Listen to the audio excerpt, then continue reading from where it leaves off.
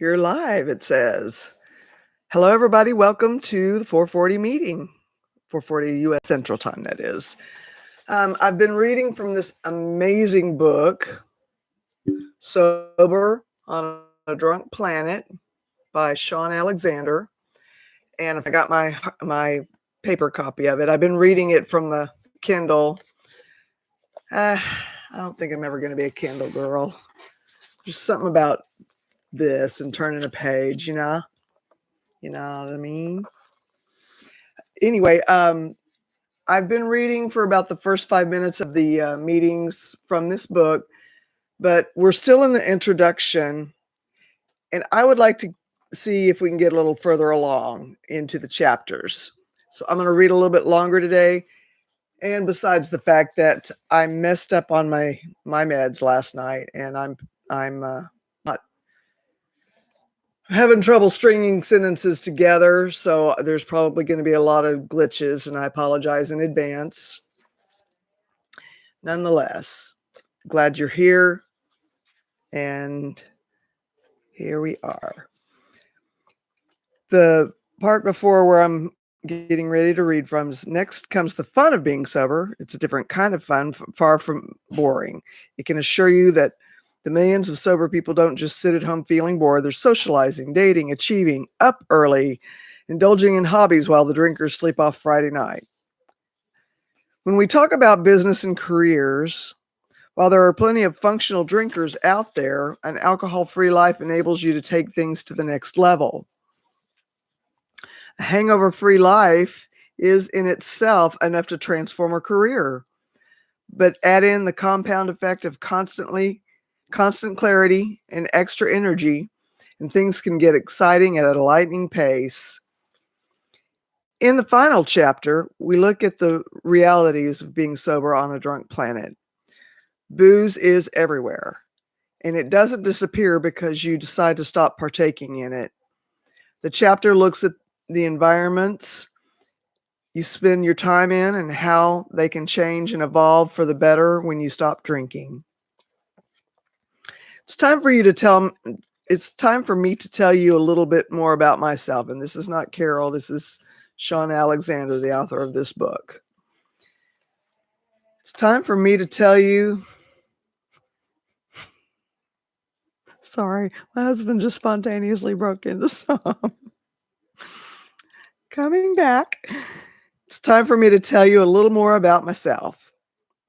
I've been a once per week drinker, but I quickly became the finance job, flash car, nice house, high salary, drinking all weekend and ruining the week kind of drinker. Full blown drug addiction wasn't far behind. I was never somebody who stopped at just one drink. The first time I went to the pub at the age of 14, when all you needed to get served was a friend who reached puberty early, I drank too much. My drinking has always been the same. It was never just one. Never. The same thing happened with my drug taking. I never had one line of cocaine. I had to have the whole bag. University was a big catalyst that escalated my drinking. The drinking was heavy. I blacked out a lot, and alcohol-induced vomiting was often a feature. But it wasn't a problem because, well, everyone else was doing it. This pattern of drinking continued until I left university. Then I found cocaine, another substance that many movies would have you believe is the height of glamour. Cocaine seemed to cure all the issues I had with alcohol. It stopped the booze-induced vomiting, which allowed me to drink more. I started to remember everything and feel like I was in total control. The trouble was that I just swapped one drug's side effects for the equally debilitating impacts of another. My hangovers became changeovers, cocaine-induced sleep deprivation. The cost of a night out quadrupled, and my underlying paranoia and low mood got increasingly worse. Alcohol and drugs were fun for the first couple of hours of a night out, but then my inability to stop meant I would always regret everything the following day. I'd have a horrible hangover. I'd beat myself up for making bad financial decisions. I'd hate myself for not going to the gym. I'd remember awful comments I'd made the night before. I'd eat poorly again. The same cycle of behavior lasted for 17 years. Albert Einstein once said, "Insanity is doing the same thing over and over again and expecting different results." Every Sunday, I would tell myself that the next week would be the week I got my shit together. But then I did what I always did and got drunk. By the time I reached my 30s, my hangovers had gone from lasting a few hours to lingering all week. By this point, a night of drinking and drug taking was more akin to self-harm than being an epic night out. Attempts to fix myself and move to Thailand, Australia, and South Africa didn't cure the problem I had with alcohol. They actually made it much worse. Anonymous groups call this doing a geographical. Your problems don't magically disappear because you're in another place. Moving around can, in fact, isolate you even more and give you more reasons to drink and drug. Over time, it became very clear that external things weren't fixing my internal problems. The work hard, play hard lifestyle turned into play hard all the time and hope work doesn't fire me lifestyle. Luckily, I made it through without getting sacked. However, I'm sure plenty of ex-employers thought I wasn't shit at my job. That's because I was horrifically hungover and still drunk and high much of the time. Having lost everything to addiction, I eventually reached my personal rock bottom with nothing to my name other than a private medical policy. I finally asked for professional help and checked into rehab. Rehab saved my life. It gave me some time to stop living in the same cycle of behavior. Most importantly, I finally began to learn why I was drinking and drugging. That's important. That's a big one. It became clear from my time in rehab that I'd been unhappy with how I looked and felt. That started way back when I was a child. Alcohol was my medicine. It would take the edge off my insecurities. The more insecure I felt, the more I drank and drugged. After rehab, a considerable amount of family support, personal development, and having done the 12-step program by attending Alcoholics Anonymous, Cocaine Anonymous, and a few others, I'm a very different person. Once I gave up alcohol, I did realize how allergic I was to it and how negatively the reactions impacted every area of my life. As soon as I left rehab, I got a personal trainer and shifted 35 kilograms, which is losing 77 pounds in just 4 months, mainly down to getting sober. The effect of getting fit coupled with getting sober was incredibly transformative. I managed to hold on to my job and then save money, and I needed to jump ship from the corporate world and start my own business. With all the time and energy that sobriety has given me, I have been able to retrain as a counselor, produce a sober podcast series, and become a strength and conditioning coach and yoga instructor. Helping people get stronger both physically and mentally is why I love my new career, and I'm able to bounce out of bed at 6 a.m. each day. I feel like I finally have a purpose to my days, thanks to getting sober.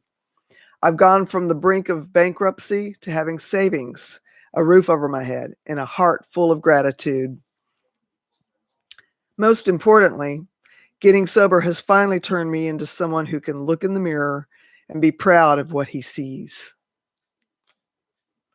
I wrote this book to help you question your relationship with alcohol and hear that life without alcohol can be amazing.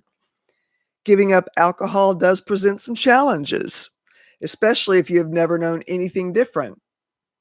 But you deserve to understand why nobody ever regrets getting sober. The benefits that I share with you aren't just benefits that have changed my life, but gifts echoed across the ever-growing sober community. It doesn't matter if you identify as an addict or someone who suffers anxiety from their weekly night out, or an individual wondering whether alcohol is really your friend. The benefits are for everyone. So, what are those benefits? They include looking and feeling younger and fitter, having more money, having almost constant energy and clarity. This feeds into incredible careers, deeper relationships, fulfilling weekends, rejuvenating holidays, and even unbelievable sex. Woohoo! Giving up alcohol makes you more driven, focused, and resilient, and it dramatically improves both your physical and mental health.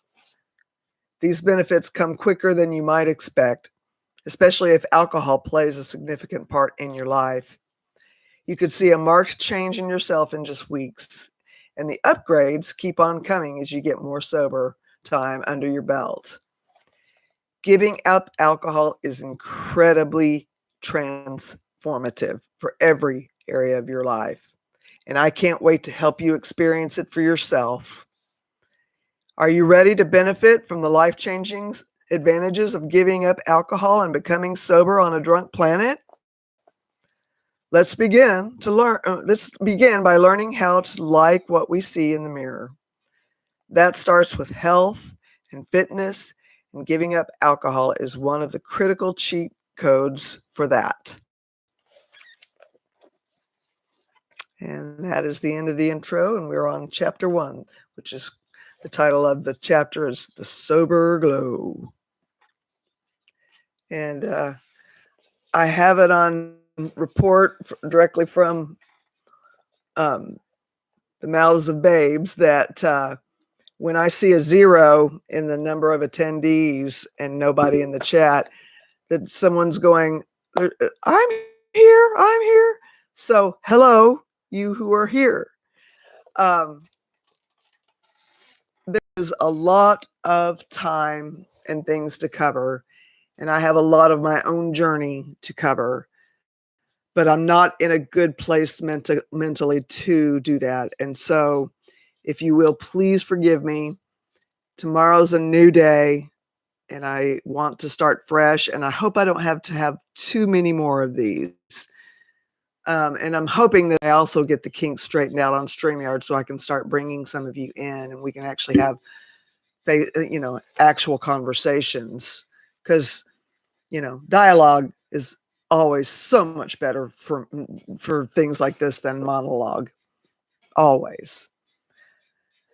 So if we may, let's have a moment of silence for the person who's out there who still struggles and the ones that we have loved and lost.